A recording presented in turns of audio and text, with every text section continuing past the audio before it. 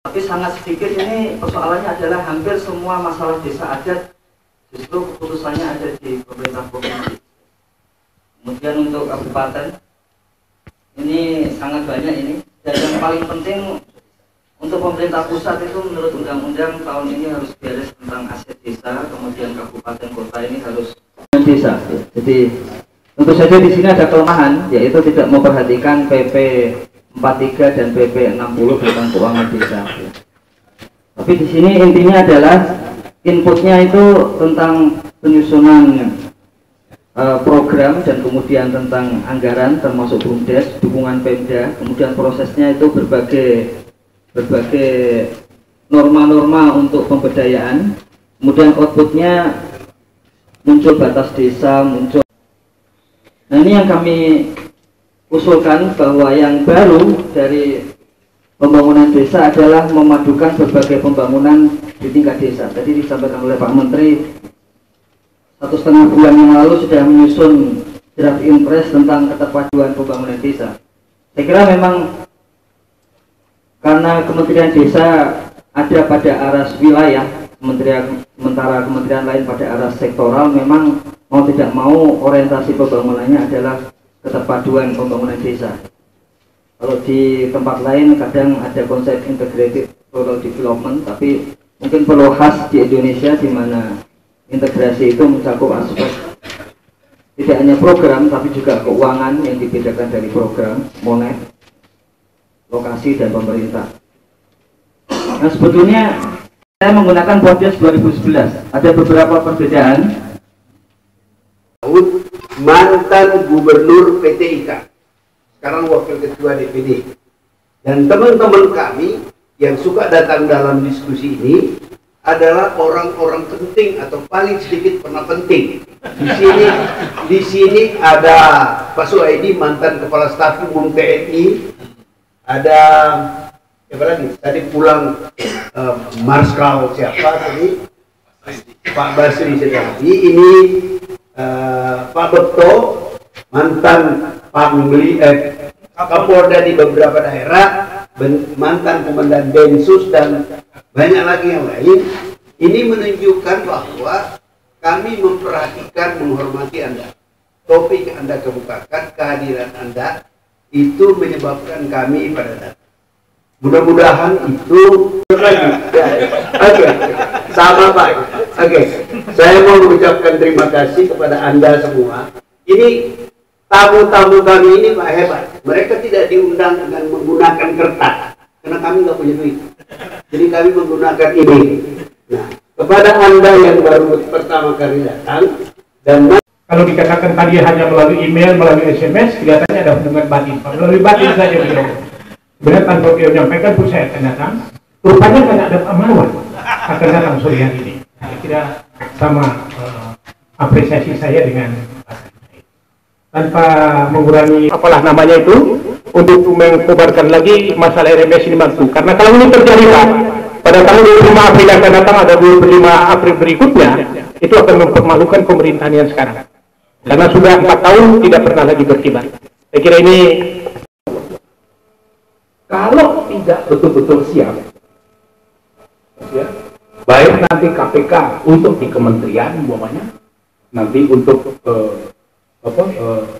Polda, Kejaksaan Tinggi nanti untuk yang di tingkat provinsi pelaksana Pak Menteri, kemudian Pak Kajari, Pak Kapolres sampai dengan posek-posek, ini sasarannya desa karena terima uang, tapi belum beres betul, belum siap betul bagaimana mengelola uang. Saya kebetulan pernah menjadi ini masalah PNPM mandiri. Kemudian masalah biaya operasional sekolah. Bos, masalah beras miskin. Itu masing-masing katanya sudah siap. Masing-masing katanya pengaturannya sudah siap. Tapi kalau diteliti, ini banyak masalahnya. Kan saya berita koran nggak jelas. desa yang sekarang memperhatikan keragaman itu. Itu yang penting. Sebab beda benar. Itu desa Aceh itu rusak luar biasa.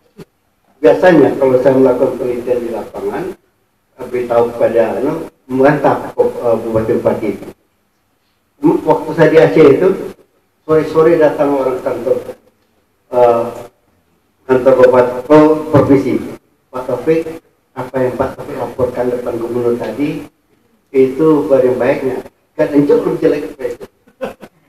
Dan juga di Pontianak, saya laporkan kepada gubernur, sore-sore beritahu kan itu lebih jelek daripada Bapak katakan. Jadi memang ini sekarang saya tanya, ini karena undang-undang desa, saya ingin tahu juga apakah diperhatikan perbedaan itu. Dan juga kita lihat kok struktur kompetisi sekarang. Mana Pak, ini teori umum secara akademik bahwa memang ya ketidakmerataan, ketidakadilan di mana-mana akan timbul seperti itu Pak. Kalau kita lapar kan bisa mendekatkan kita kafir Pak. Yang sama seperti itulah kurang lebih. Jadi sebetulnya ada paradigma baik di dalam Orde Baru ini. Sisi baiknya Orde Baru itu bukan berarti sisi, tidak semuanya jelek kan. Ya kalau pendekatan perlu dulu Pak Harto bilang swasembada itu bisa terlaksana dengan baik. Saya kira juga salah satunya ini. Kalau kesenjangan, kesejahteraan, ketidakadilan itu, ketidaksejahteraan itu akan bisa kita dekati dengan pendekatan yang lain, tentu akan berbeda. Jadi RMS tidak jadi berkibar lagi Pak. Mudah-mudahan tidak berkibar lagi. Nah, saya masukkan baik buat saya, meskipun ini juga teori umum soal ketidakadilan dan ketidakmerataan segala macam itu. Maka salah satu yang dicanangkan oleh Presiden hari ini adalah sudah diatur itu Menteri Pertanian, swasembada pangan harus 3 tahun kan, kalau nggak 3 tahun nggak ada swasembada pangan, blok kan gitu. Nah ini contoh. Di mana-mana memang urusan perut ini penting. Ya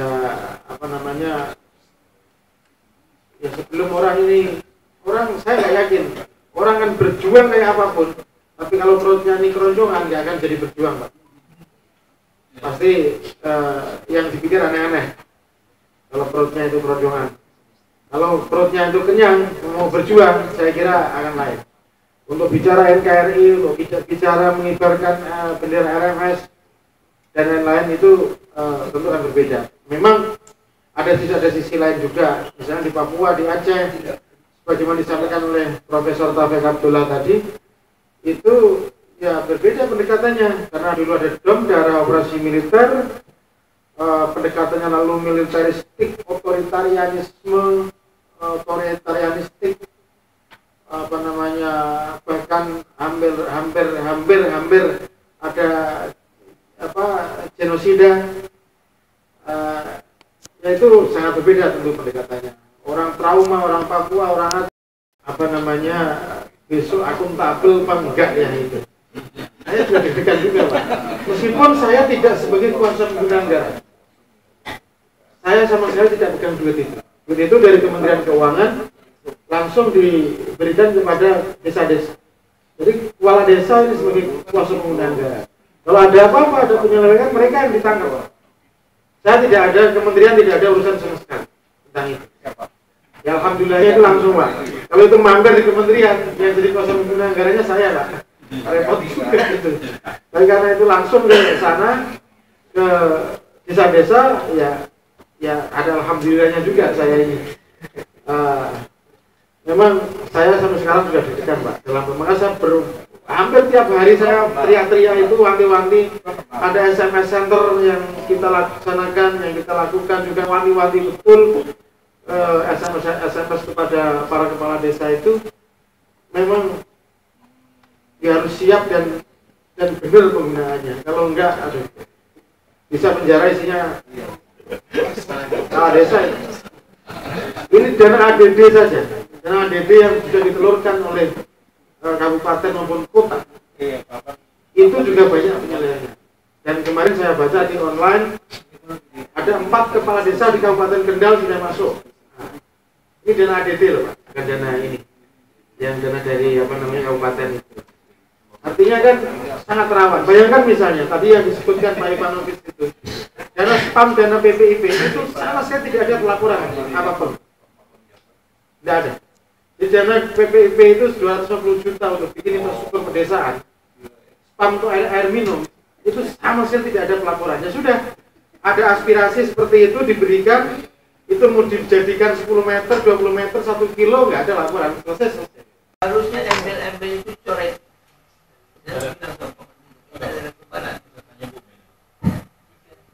Rakyat bagaimana lepas dari